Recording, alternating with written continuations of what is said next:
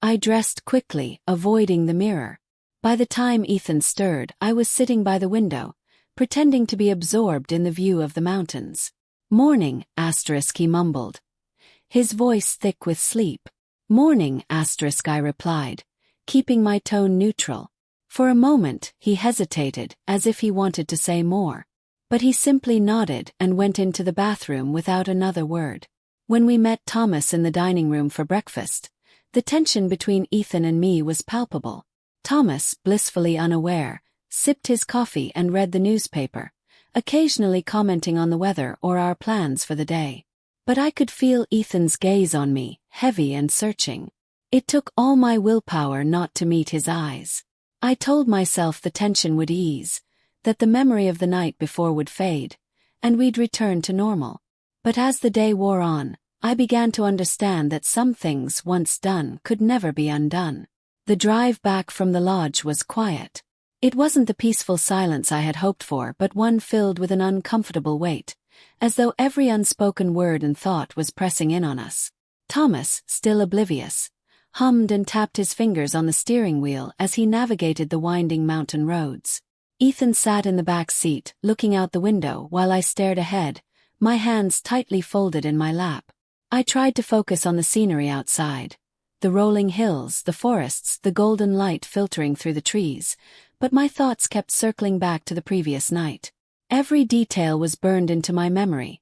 Ethan's breathing, the way his hand had brushed mine. It felt unreal, like a dream, and yet the consequences of it all were clear and unavoidably present. I risked a glance at Ethan in the rearview mirror. He looked calm, almost indifferent, but I noticed the tension in his jaw and how his fingers gripped the armrest a little too tightly. We were both avoiding each other's gaze, and I didn't know if that was a relief or a punishment. When we finally pulled into the driveway, Thomas stretched, already making plans for the rest of the day. "I've got a meeting in a couple of hours," he announced. But we should do something tonight. Maybe dinner at that new Italian place." "Sure," I replied automatically, though the thought of a family dinner made my stomach churn. Ethan didn't say anything. He grabbed his bag from the trunk and walked into the house without a word. The rest of the afternoon was spent doing chores. I folded laundry, cleaned the kitchen, and reorganized the bookshelf in the living room, anything to keep myself busy and distracted. But no matter how hard I tried, my thoughts kept drifting back to Ethan. I replayed our conversation from the night before, the way he had talked about feeling lost, about pretending to be someone he wasn't. I remembered the quiet understanding in his eyes, the kind I hadn't felt from anyone in years, certainly not from Thomas. The sound of footsteps on the stairs interrupted my thoughts. I looked up to see Ethan standing in the doorway, his hands shoved into the pockets of his jeans. "Hey," he said awkwardly.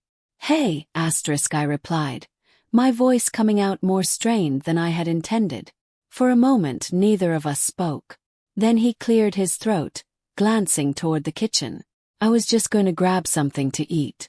"Of course," I said, stepping aside to let him pass. He brushed past me, and even though the contact was brief, it left me feeling breathless. I busied myself with tidying the counter while he rummaged through the fridge, trying to ignore the way my heart raced whenever he moved. "Last night," he began, his voice hesitant. I froze, my fingers tightening around the dish towel. "We don't have to talk about it," I said quickly. "Yes, we do," he insisted, closing the fridge door and turning to face me. "We can't just pretend like it didn't happen." "Why not?" I asked, my voice sharper than I meant. "That's exactly what we need to do. Pretend it didn't happen and move on."